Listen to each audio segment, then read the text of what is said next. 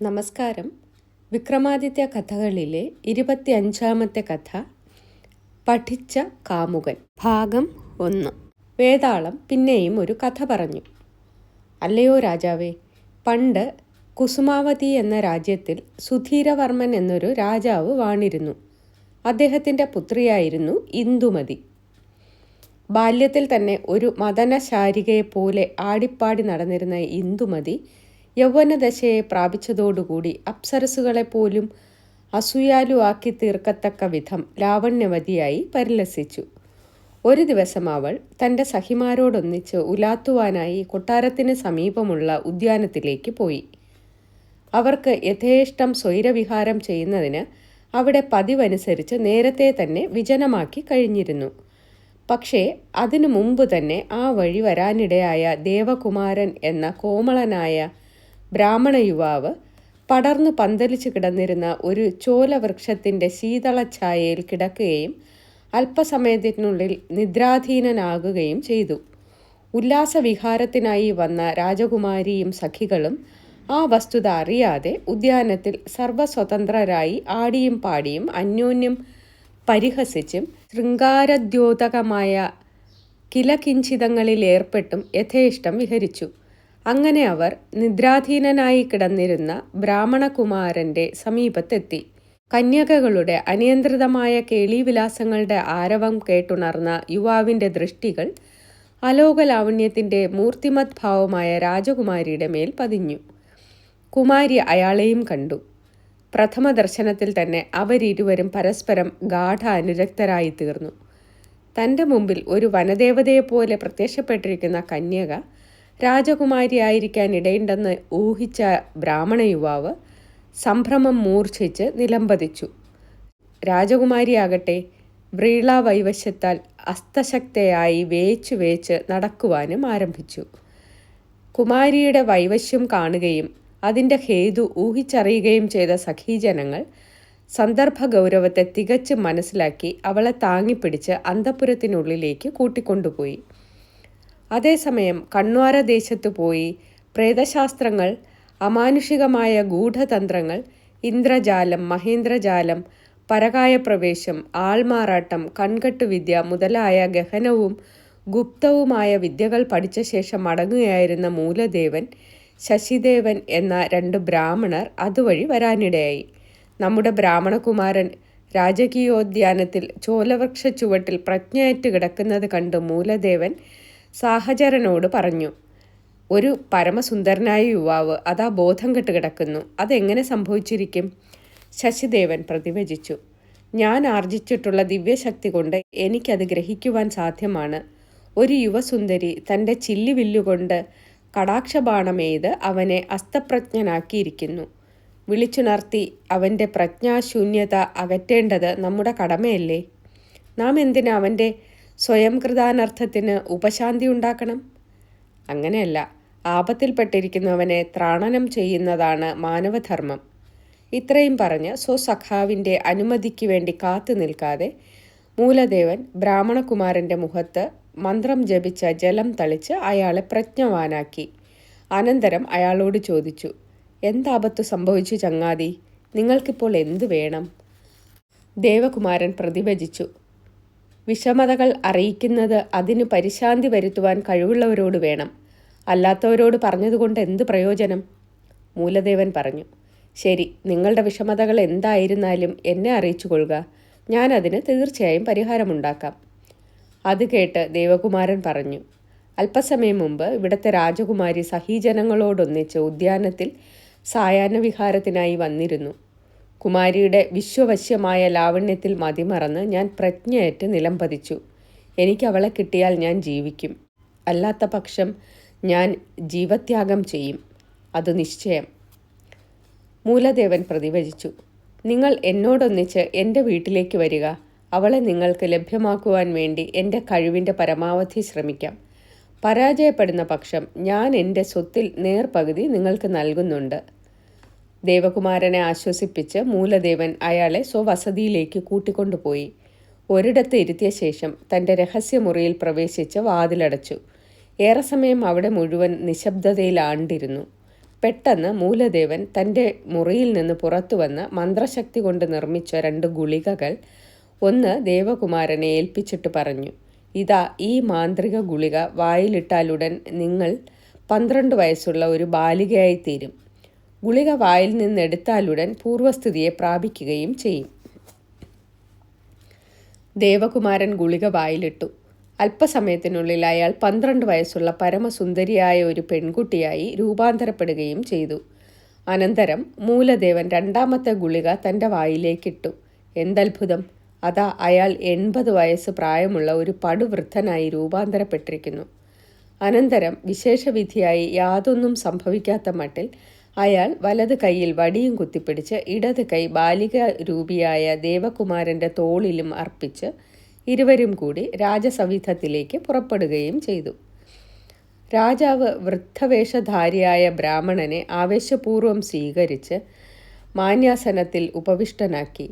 വേറൊരു ഇരിപ്പിടത്തിൽ ബാലികാരൂപിയായ ബ്രാഹ്മണ യുവാവിനെയും ഇരുത്തി. അനന്തരം അദ്ദേഹം അവരുടെ ആഗമന ഉദ്ദേശം ആരാഞ്ഞു.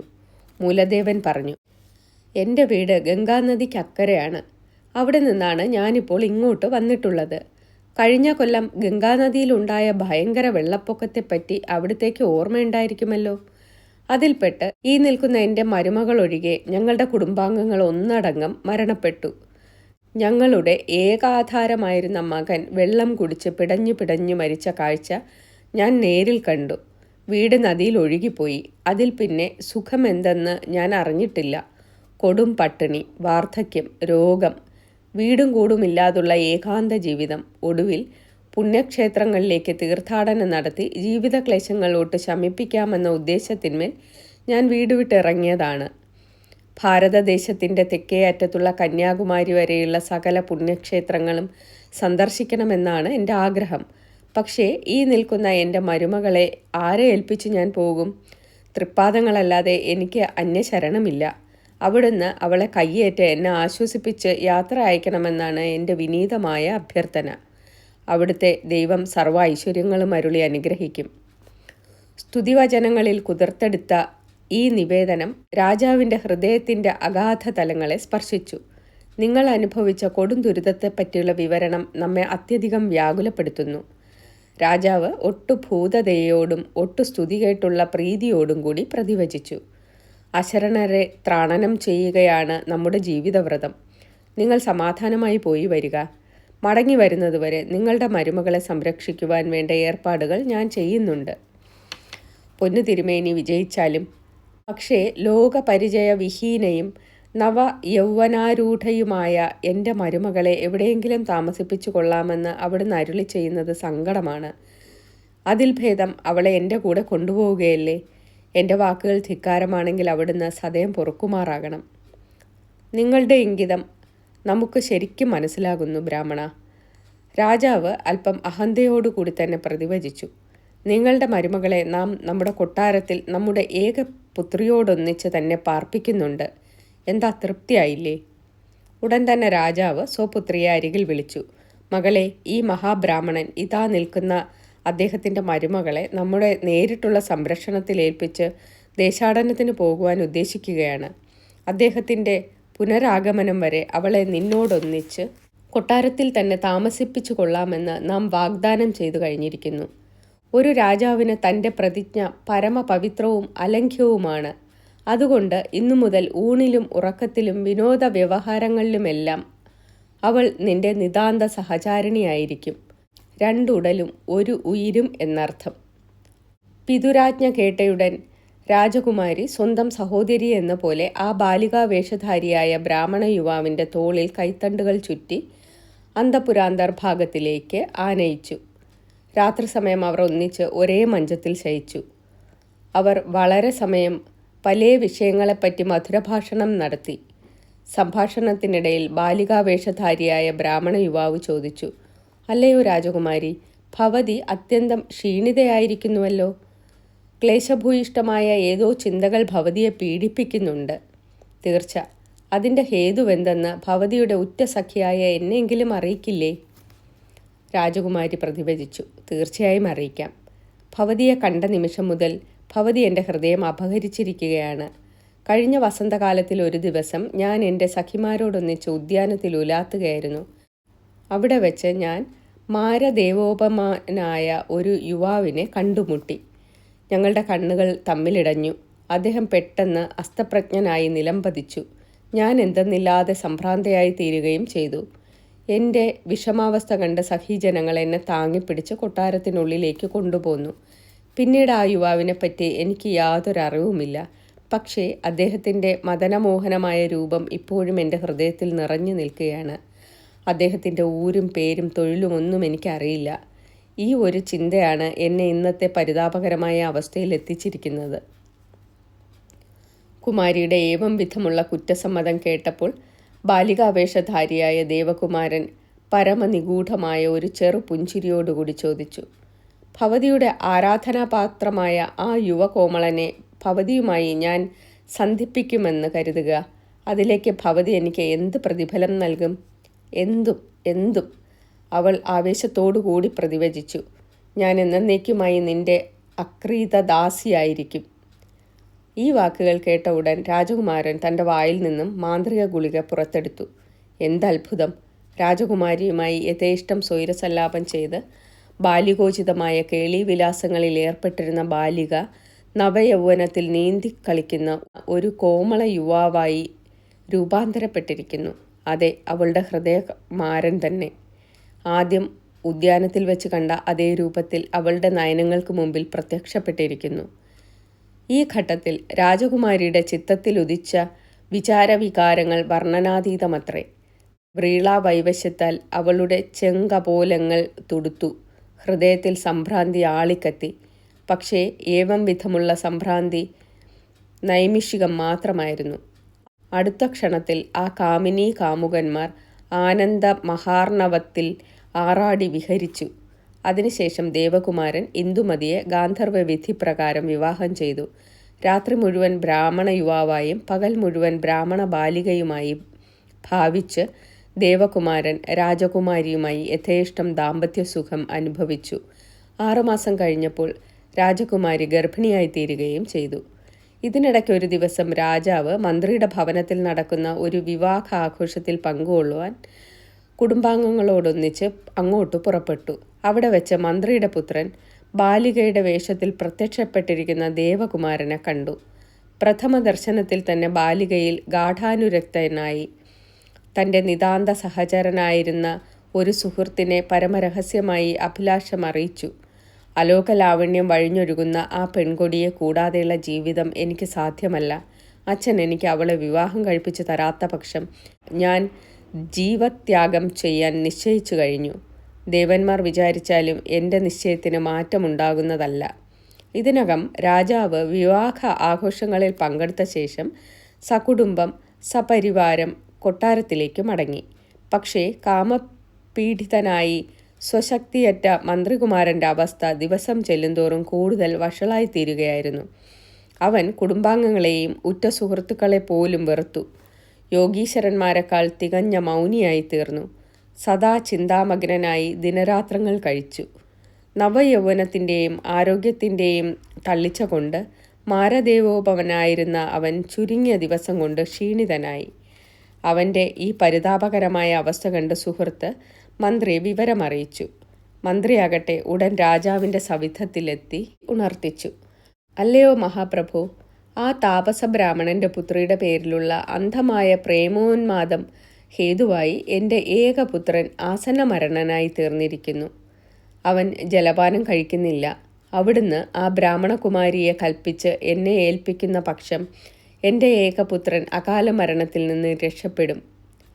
മന്ത്രിയുടെ ഏവം വിധമുള്ള നിവേദനം കേട്ട രാജാവ് ക്ഷുഭിതനായി പ്രതിവചിച്ചു. അല്ലയോ മൂഢശിരോമണി, അപ്രകാരം അധർമ്മം ചെയ്ത് നിങ്ങളെയോ നിങ്ങളുടെ ഓമന മകനെയോ സന്തുഷ്ടനാക്കാനല്ല നാം ചെങ്കോലും ഉടവാളും ധരിച്ചിരിക്കുന്നത്. നിങ്ങളൊന്ന് ആലോചിച്ചു നോക്കൂ. ഒരാൾ വിശ്വാസത്തിന്മേൽ ഏൽപ്പിച്ചിരിക്കുന്ന അമൂല്യ വസ്തു വേറൊരാൾ ചോദിച്ചാലുടൻ എടുത്തു കൊടുത്ത് മഹാമനസ്കതയോ ഔദാര്യമോ കാട്ടി ഞെളിയുന്നത് ആർക്ക് ചേരുന്നതാണ്? എല്ലാം അറിയാവുന്ന നമ്മുടെ മന്ത്രി പുങ്കവൻ എന്ത്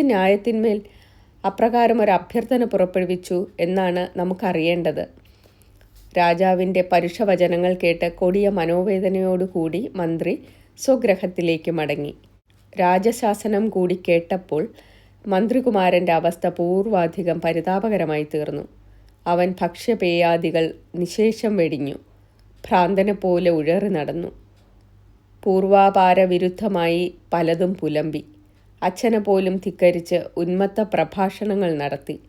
ആത്മഹത്യാ ഭീഷണി തെരുതെരെ മുഴക്കി. അല്പദിവസത്തിനുള്ളിൽ അവൻ്റെ സമ്പുഷ്ട കോമള കളേബരം വേറൊരു അസ്ഥിപഞ്ജരമായി തീരുകയും ചെയ്തു. ആ കാഴ്ച കണ്ട് അതീവ തരളചിത്തനായി തീർന്ന മന്ത്രിയും ഭക്ഷ്യപേയാദികൾ നിശേഷം വർജിച്ച് സദാ ചിന്താമഗ്നനായി ദിനരാത്രങ്ങൾ കഴിച്ചു. മന്ത്രി കൊടിയ അവശതയിൽ ശയ്യാവലംബിയായി തീർന്ന കാഴ്ച കണ്ട് മറ്റ് രാജകീയോദ്യോഗസ്ഥന്മാരും ഒന്നടങ്കം സംഭ്രമിച്ചു വശായി. അവർ ഒന്നു ചേർന്ന് രാജാവിനെ സമീപിച്ച് ഇപ്രകാരം ഉണർത്തിച്ചു: പൊന്നുതിരുമേനി വിജയിച്ചാലും ബഹുമാനപ്പെട്ട മന്ത്രിയുടെ ഏകപുത്രൻ ആസന്നമരണനായി കിടക്കുകയാണ്. ആ അരുമകുമാരൻ്റെ ദയനീയാവസ്ഥ കണ്ട് മന്ത്രി പുങ്കവനും അന്നപാനാദികൾ നിശേഷം വെടിഞ്ഞ് മരണവക്ത്രത്തിലെത്തിയിരിക്കുന്നു. അദ്ദേഹം മരിച്ചുപോയാൽ രാജ്യത്തിൻ്റെ അവസ്ഥ എന്തായിരിക്കുമെന്ന് അവിടുന്ന് ചിന്തിച്ചു നോക്കിയാലും രാജ്യഭരണം ആകെ താറുമാറാകും. പ്രജകൾ ശോഭിച്ചു വശാകും. അതുകൊണ്ട് പൊന്നു തിരുമേനി ഞങ്ങൾക്ക് ഉണർത്തിക്കാനുള്ള വസ്തുതകൾ കാരുണ്യപൂർവ്വം കേട്ട് ബുദ്ധിപൂർവകമായ നടപടികൾ ഉടൻ സ്വീകരിക്കണം. അതാണ് ഞങ്ങളുടെ വിനീതമായ ഏകസ്വരത്തിലുള്ള അഭ്യർത്ഥന. അവർക്ക് തങ്ങളുടെ നിവേദനം യഥേഷ്ടം സമർപ്പിച്ചു കൊള്ളുവാൻ രാജാവ് അനുമതി നൽകി. അതനുസരിച്ച് നിവേദക സംഘത്തിൻ്റെ നേതാവ് ഇപ്രകാരം ഉണർത്തിച്ചു: അല്ലയോ മഹാപ്രഭു, ആ വൃദ്ധബ്രാഹ്മണൻ പുണ്യക്ഷേത്രങ്ങൾ സന്ദർശിക്കാൻ പുറപ്പെട്ടു പോയി വർഷങ്ങൾ പലത് കഴിഞ്ഞിരിക്കുന്നു. ഇതപര്യന്തം അയാൾ മടങ്ങിയെത്തിയിട്ടില്ല. ഏതെങ്കിലും ക്ഷേത്രത്തിനു മുമ്പിലോ പുണ്യതീർത്ഥത്തിലോ അയാൾ വീണു മരിച്ചിരിക്കണം, തീർച്ച. അതുകൊണ്ട് ഇനി ഒരു നിമിഷം വൈകാതെ അവിടുന്ന് അയാളുടെ മരുമകളെ നമ്മുടെ മന്ത്രിപുത്രന് വിവാഹം കഴിച്ചു കൊടുത്ത് രാജ്യത്തെ കൊടിയ കലാപത്തിൽ നിന്നും അനന്തനാശത്തിൽ നിന്നും രക്ഷിക്കണമെന്നാണ് ഞങ്ങളുടെ അഭ്യർത്ഥന. വൃദ്ധബ്രാഹ്മണൻ മടങ്ങിയെത്തുന്ന പക്ഷം അയാൾക്ക് തൃപ്തിയാകും വിധം പൊന്നും പണവും ഖജനാവിൽ നിന്ന് കൊടുക്കണം. തുടരും. നന്ദി.